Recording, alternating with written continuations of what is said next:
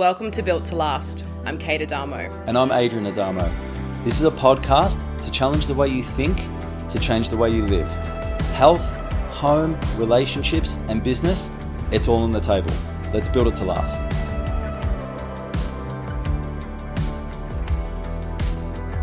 Welcome to episode 3.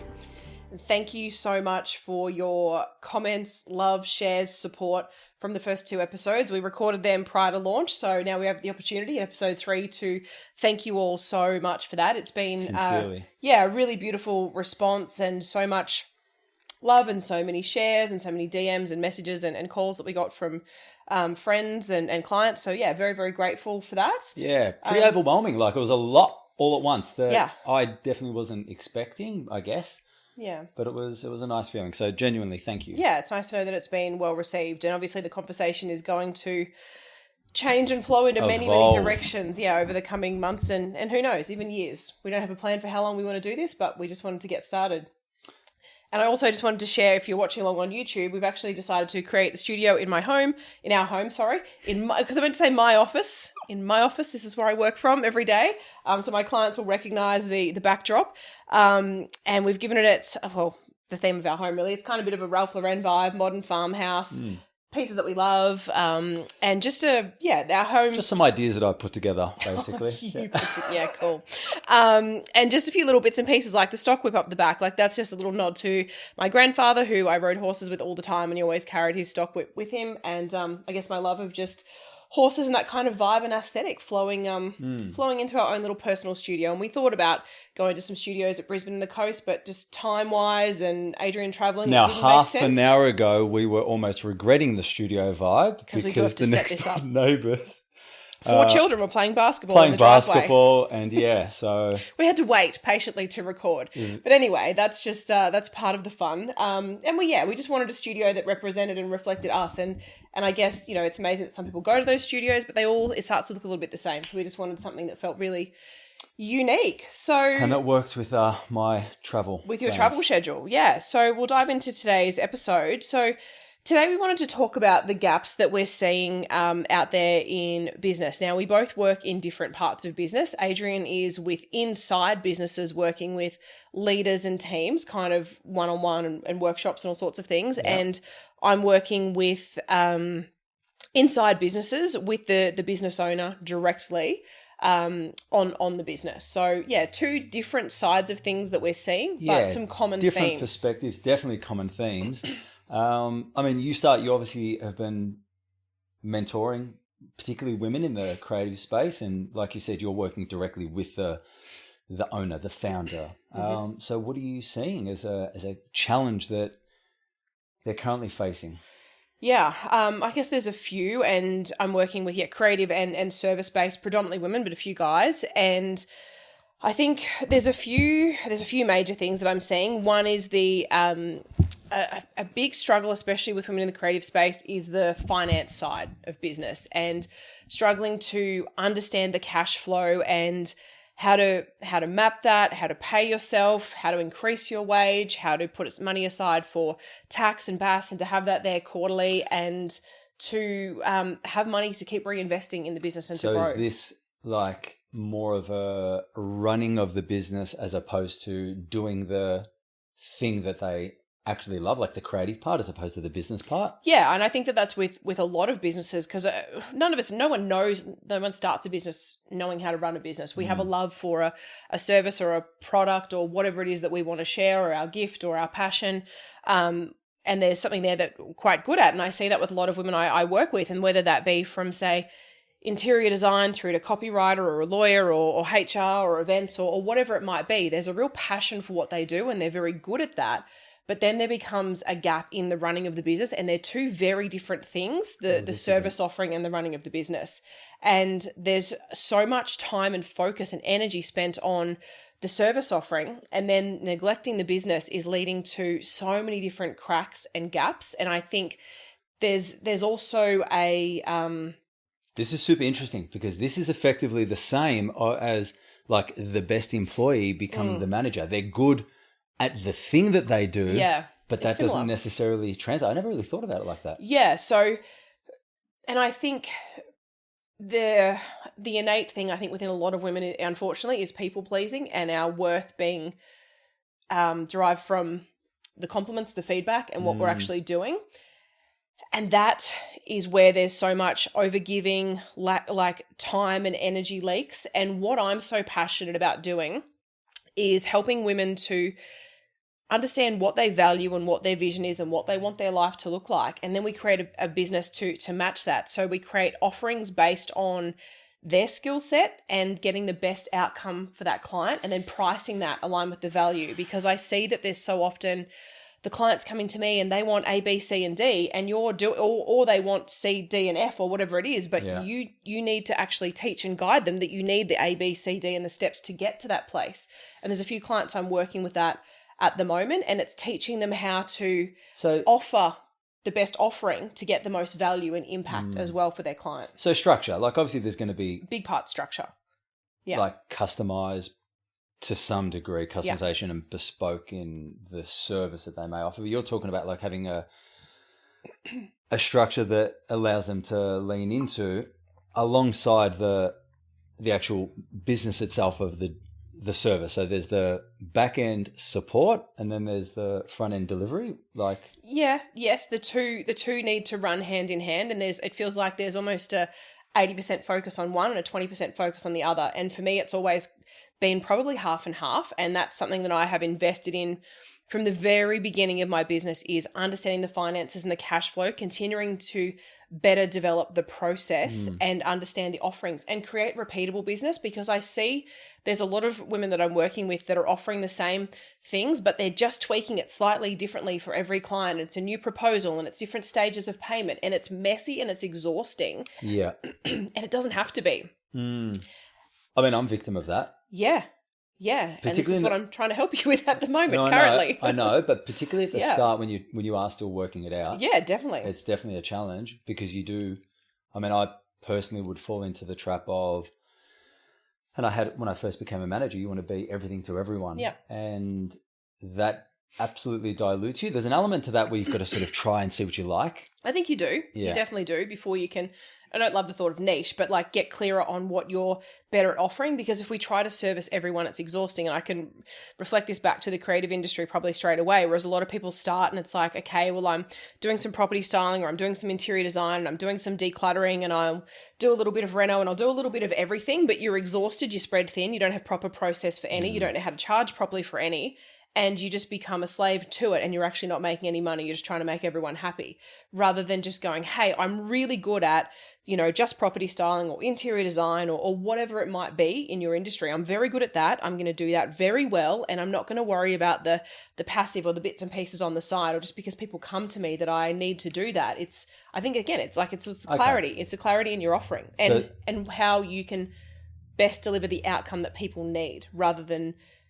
But would you say that you're also seeing a lot of people that have that one-eyed focus, but then the neglect is in the other part, the foundational part of the business? Definitely. Yeah. Definitely. And that's because they're not so good at that. So focus on where you are good, because you get wins there. Like I feel good when I'm doing things that I'm good at. No one really likes the feeling of not achieving or not being good at, the finances can be overwhelming. Paying BAS can be overwhelming. Whatever the systems that you're working with, I've been introduced to so many different platforms, and that is overwhelming. It can be. And this is one of the things that I'm really passionate about, is how do we simplify business? And I think for me, at some point I'll share more about my health journey, but I've had to keep things as simple and as easy and as repeatable as I can.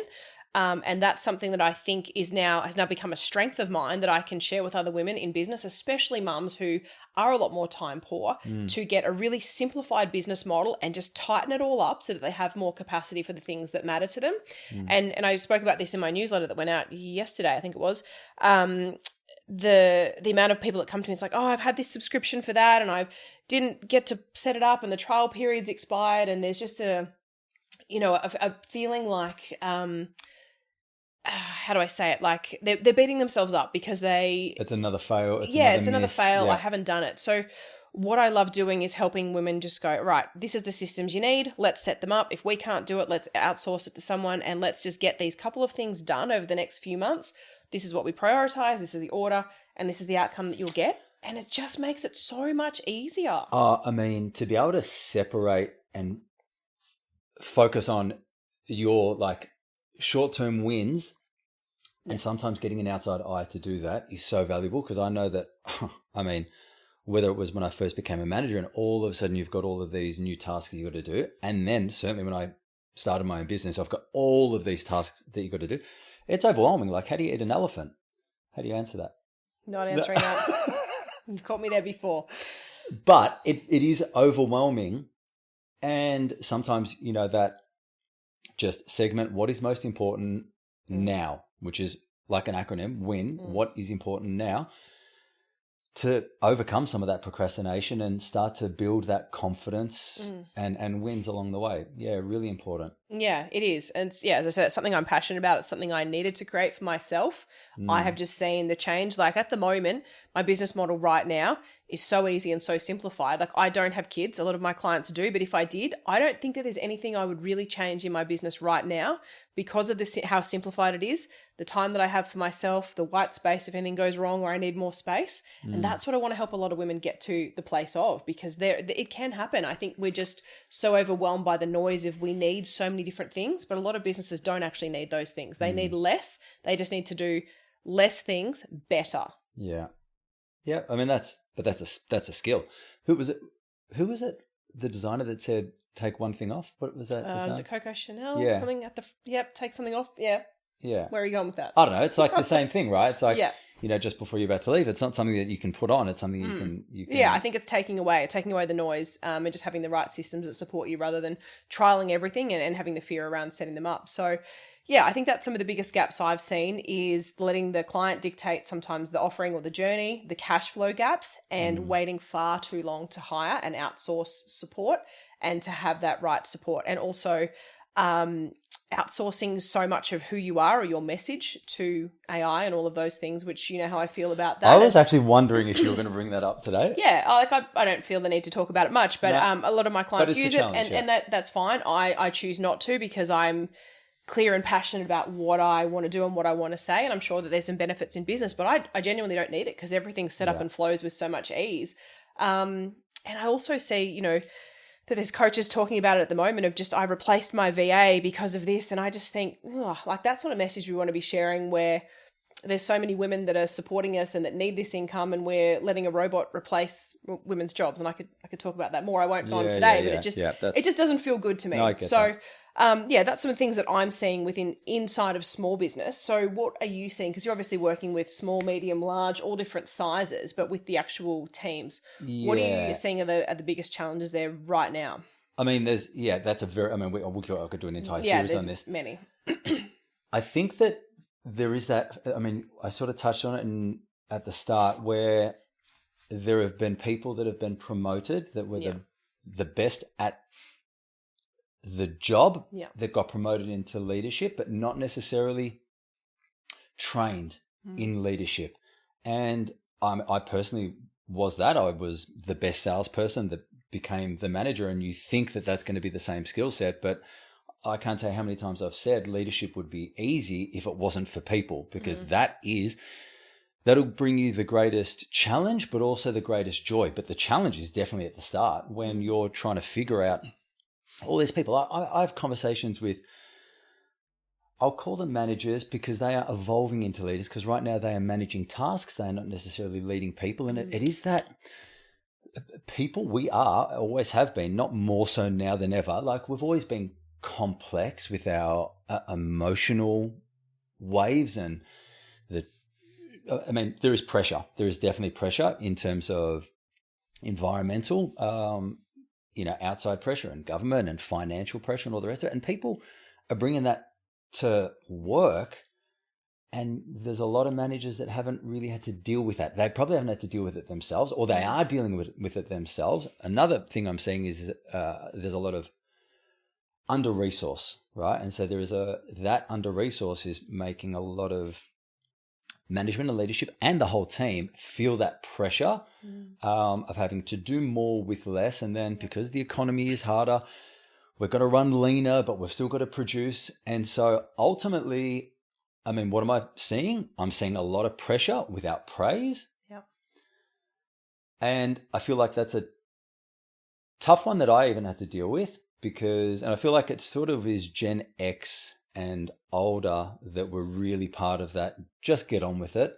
And if even I remember when managers were giving me, "Hey, Adrian, good job." And I'd look at them almost strangely that I don't need your praise because I'm going to do it anyway. I've got, my clarity on goals or whatever. But I've since discovered when I got into leadership, because it was hard for me, I had to literally find reasons to praise people because not everybody needs recognition, but everybody loves it. And particularly when we're like putting all this pressure, like you've got to hit targets, we've got to hit budget, we've got to hit this, we've got to hit that. There's a lot of leaning on, but what are we doing to sort of feed our teams? And I think that because of that pressure on leadership is that they're wearing thin. I see it on their face. That capacity to be able to, how do I give love when I'm not really getting it myself? So that is definitely a pressure. And then when I'm working with the individuals in the team, not that they're not necessarily saying, "Oh, I'm not feeling the love," but it is that same, like they are feeling the pressure and they don't necessarily have the tools to reset from failure. How do they manage the constant feeling of pressure on their throat, either to achieve a financial figure, interest rates have just gone up, my partner's unhappy, I've got to pick up my kids. So there's all of this pressure. But I want to say it's, pressure without capacity, pressure without praise, and then pressure without focus, right? So I will say at any point in time, start of the year, middle of the year, whatever, start of the month, how are you going with your goals? And the amount of people that don't know what their goal is, and that you won't get where you're going if you don't know where it is. But it also makes it harder to sustain and weather pressure if you don't even know why you're doing it. You're not inspired. There's no plan. And I feel that is an individual's shortfall that they can fix immediately. Get clarity on. I won't even get into the identity piece, right? Not on the who you want to become. But let's just start with what are you doing it for? What do you want to achieve, right?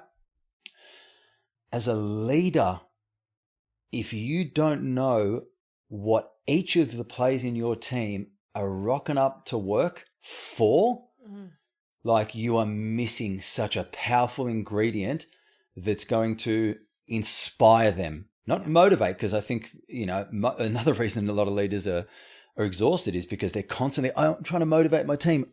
Okay, well, motivation will dissipate as quickly as it lands. Inspiration, however, is because I'm inspired by my own vision. So, sure, start with, whether it be an income goal, but don't stop there. To me, the real passion comes from if someone says, "I want to earn 100 grand, I want to earn 200 grand.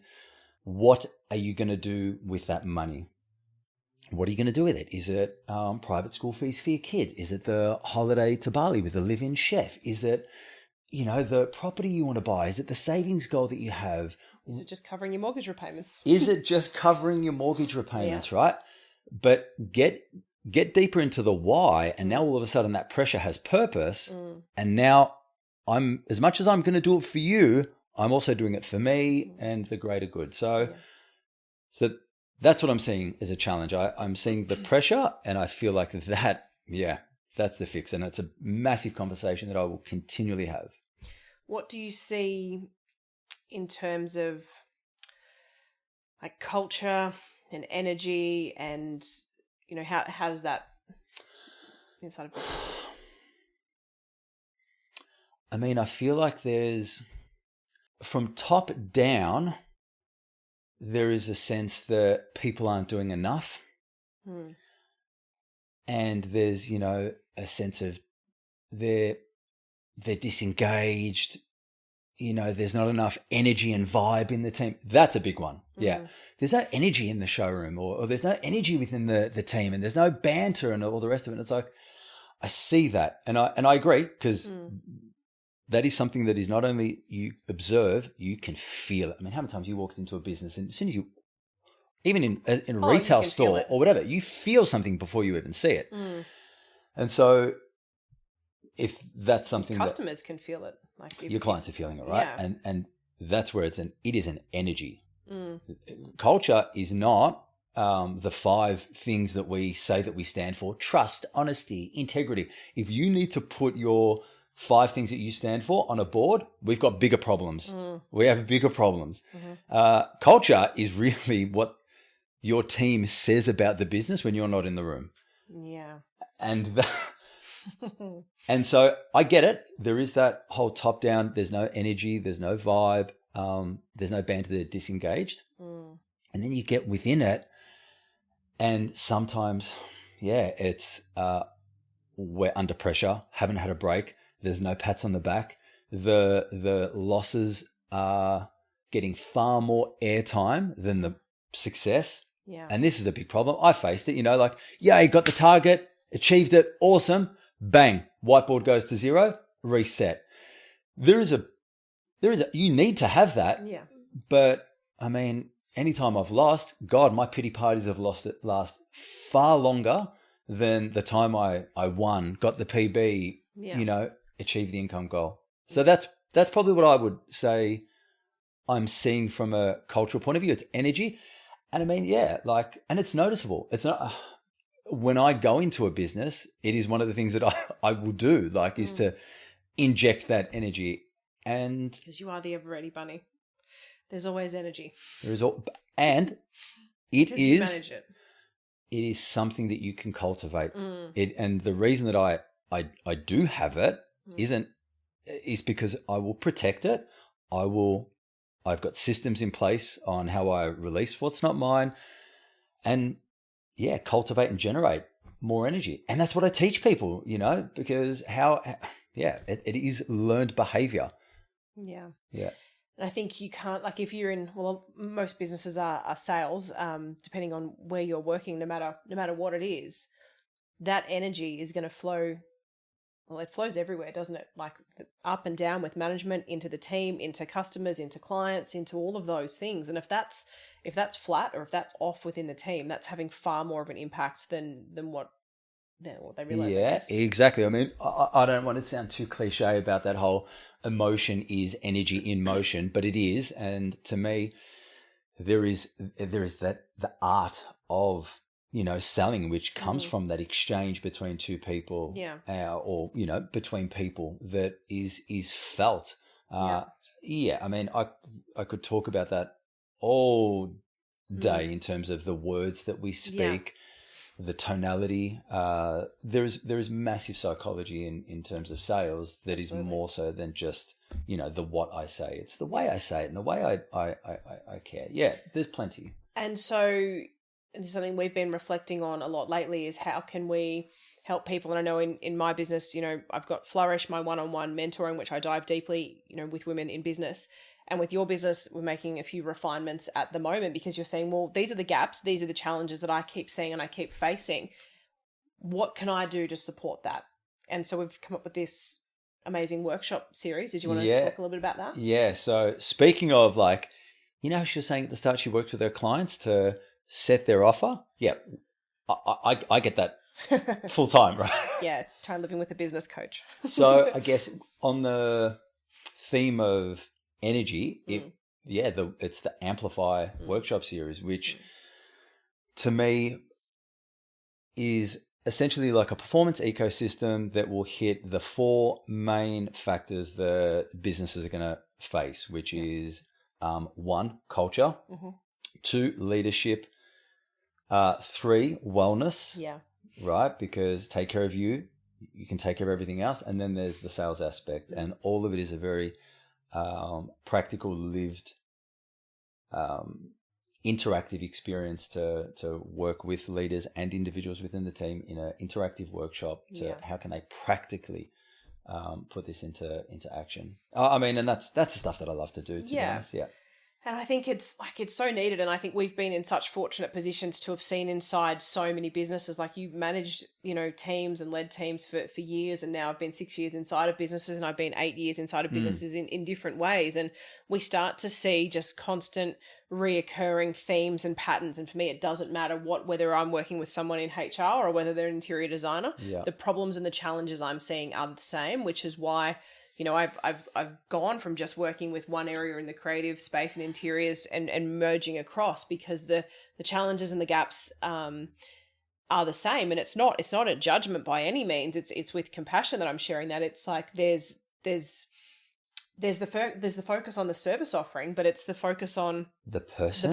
That and the behind the scenes, and also starting a business. Like, it is like, I think I've heard explained, it's like peeling the layers of an onion back as well. Like, there's so many layers of ourself that we have to become and shed, and there's so much growth involved in running a business as well. Well, that's the thing. I mean, like, one of, and you do it in many different ways, is actually coaching the person through the evolution. Yeah. And that's why, that's what I thought you were going to say. As much as it is there's so much to do on the business, it's the individual. And that's where you'll focus a lot of the consultation, building them up, and in growing the actual individual to take on. Yeah. But to understand how and why to set those things up, and the major impact that it's going to have on their life and business and income and all of those things. And back to your business, we're saying is those gaps that you've seen, and now creating these amazing things to be able to put into businesses with practical, tangible things, because it is really hard sometimes when you're in the day-to-day, and whether that's running a business, being a manager, parenting, whatever, you're in the day-to-day, you're in the same loop, and sometimes it's really hard to see. So I just think for everything, and we often do it, get fresh perspectives on things and outside opinions, and, we're very clear and passionate about what we do, but it doesn't mean that you can't every now and then have a sounding board or a fresh set of eyes to look at something to see where your gaps might be. And I think that that's an important thing for all businesses to do. Like, can we get a fresh set of eyes that can just easily oversee everything and go, well, there's some gaps, and if we made some tweaks, how much more could we engage our people or increase our revenue, or better support our clients through their service offering and process with more clarity and less misalignment, or I just think that there's so much opportunity for things to be so much smoother. Yeah, there's the awareness piece, and then there's the vulnerability piece, right? Yeah. I feel like there's a lot of there's been people that won't work with someone like myself because of the insecurity that they would be shown up. And it's like, oh man, if I only could tell you how many mentors, coaches I have right now that hold me accountable, aside from you, that holds me incredibly accountable, and I'm grateful for it. Sometimes I don't show it, but I'm truly grateful for it.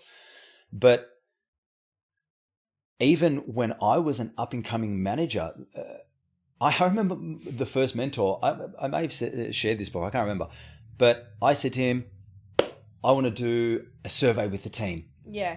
I want them to, I want to know what I'm doing well and where I can improve. And I think I was 6 months into the manager job, and he said, you're not ready for that. Mm-hmm. I said, what do you mean? He said, I don't think that your confidence is on a strong enough foundation. He goes, because there will be criticism, and it may drop you down. So, and I feel like that is a limitation. I did build myself up, and I did end up getting that feedback from the team. And it was, the outside eyes that I had from that mentor that allowed me to see what I wasn't seeing, blind spots. I mean, some of the insights that I get to share with the leadership teams that I see from working within the business itself, I mean, that there's gold in there, because in a disgusting way of saying your production comes from your people, but as a leader, our role should be helping each individual become their best, not the best, become their best. And if our energy is coming from that place, and I can see that, hey, this is an oversight that you're not taking care of here, or the way that you may be interacting with, little Billy and Macy, that's really, sort of dulling their flame. And if you can upskill your understanding to this, then everyone rises. Like, nobody loses. I'm not after anyone's job. What I love is a diversity of environments. what I also love is walking away knowing that, you know, my role is to help each individual become their best. That's what it's about. And I think just sometimes that reframe, leadership is not about you. It is all about them. So help them achieve what they want to achieve, and you will have absolutely achieved what you want to achieve. Yeah, definitely. And just touching back on that vulnerability, I think that that's a big thing. And I see it with a lot of women as well. And some have said to me, like, I've been following for 6 months or 2 years, and some more than 5 years before they're actually ready to reach out. And I'm so glad that they have. But I think there's such a fear of what people will think all the time. And we've touched on that in our last episode. And and I think for me, and I think for us, there's a lot of being curious and how can we do things better, whether it be our relationship, our health, our home, you know, low tox, things in business, understandings with finances and cash flow. There's always a curiosity of how we could do it better. And I think that that's something that people, I don't know, just to reflect on that, where could they get a little bit more curious, and where could we be a little bit more vulnerable and go, hey, I don't know. I'm going to put my hand up. I'm going to have that little, you know, moment of pain of, you know, whatever that feels like to them. And then, but what could be so much better on the other side of that once we've resolved that and once we get that fixed? Yeah. So I think that's vulnerability and just putting your hand up sometimes and going, hey, I need a hand. I don't know everything. And there ain't no greater lesson than that. They're trying to work with men. Yeah. Having just gone through, I'm not sure when this episode will go out after Limitless has gone down. Anyway, Limitless doors have closed, and the amount of discussion around there is no courage without vulnerability and being able to step, you know, into that. Yeah. And that's true of everybody. So yeah, there is growth on the other side of that fear, whatever it is. And, you know, whether you're aware that there's a gap, or you just feel that pressure within your business or within your management or leadership capacity, or within your skill set, or within, you know, the potential of the business. Yeah. Just take the leap. Yeah. Because the growth is on the other side. Absolutely. So we wanted to just share a little bit today around the gaps and the challenges that we're seeing. And, you know, maybe you're feeling some of those in your business, in your team, or, you know, your partner or your friend might be, and maybe share this episode with them. And if anyone does want any support, we've obviously, our websites is adrianadamo.com, kateadamo.com, and we just launched, which we hadn't shared properly on social media as yet, but the adamos.com, which is going to be predominantly for now housing our website, and in the future there will be more things to come and unfold. We are thinking lots of different things. I think that's the thing. We have so many ideas, and both of us have so many ideas for our own businesses, and then together it's Imagine we did this together. Pick one. So I wonder if you can guess what we're going to do. We're just deciding which one we're going to pick at the moment, and then something will unfold there. But yeah, please follow along. So yeah, obviously we spoke about the pressures that people are, or the challenges that they're feeling. Hopefully you got some takeaways within this that you can apply immediately. But yeah, without a doubt, if you guys want some support, like, reach out. That is absolutely what we are here to do. Build things to last. Absolutely. And I think in upcoming episodes, we definitely want to start talking about some of the things that we do differently in our life and home and health, and the things that have had just a really big impact. There's so many things that we have explored. Yeah, this ain't all going to be business. No. I feel like the next one we need to just absolutely shake it up. And who knows? Do a different topic. They're going to be different all the time. Yeah. But thank you for being here. As always, please subscribe. Like, share, subscribe. Please work with your husband. Children, animals. Don't do it, people. Yeah, we'd love for you to just jump in, subscribe, share, like, rate, any of those things, because it helps to push it out further for more people to see it and to hear it. I know a husband and wife podcast is something unique. There's a few of them out there, but not a lot. And people have said, hey, this is great. We need more of them. So we appreciate it. Thank you for that. We really appreciate it. And we'll be speaking with you in a couple of weeks. Thanks, guys.